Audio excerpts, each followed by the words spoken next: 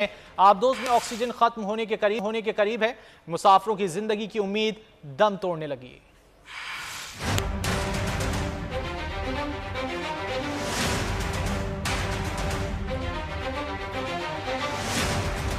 लापता आबदोज, टाइटन की तलाश तेज, जिंदगी की उम्मीदें दम तोड़ने लगी। कैनेडियन फिजाइया, कोस्ट गार्ड के जहाज और टेली गाइडेड रोबोट्स आबदोज की तलाश में शरीक। 4 दिन गुजरने के बावजूद आबदोज का सुराग नहीं लगाया जा सका। अमरीकी कोस्ट गार्ड का कहना है कि 10,000 मरबा किलोमीटर का इलाका सर्च किया जा चुका है। अमरीकी कोस्ट गार्ड के कैप्टन जेमी फ्रेडरिक ने बताया कि कैनेडियन जहाज ने लगातार दूसरे दिन भी समंदर की तह से आने वाली आवाजें रिकॉर्ड कर ली, तहम मालूम नहीं कि ये किस चीज की आवाजें हैं। उन्होंने कहा कि वक्त की कमी के साथ रेस्क्यू ऑपरेशन का दायरा वसी किया है। अमरीकी मीडिया के मुताबिक आबदोज में ऑक्सीजन खत्म होने के करीब है, जिसके बायस इसमें मौजूद अफराद और इसे ढूंढने वालों के लिए वक्त बहुत कम रह गया है। लापता आबदोज में मारूफ पाकिस्तानी बिजनेसमैन शहजादा दाऊद और इनके बेटे सुलेमान दाऊद समेत 5 अफराद सवार हैं। ये लोग 18 जून को टाइटैनिक का मलबा देखने के लिए कनाडा के इलाके न्यू फाउंडलैंड से रवाना हुए थे।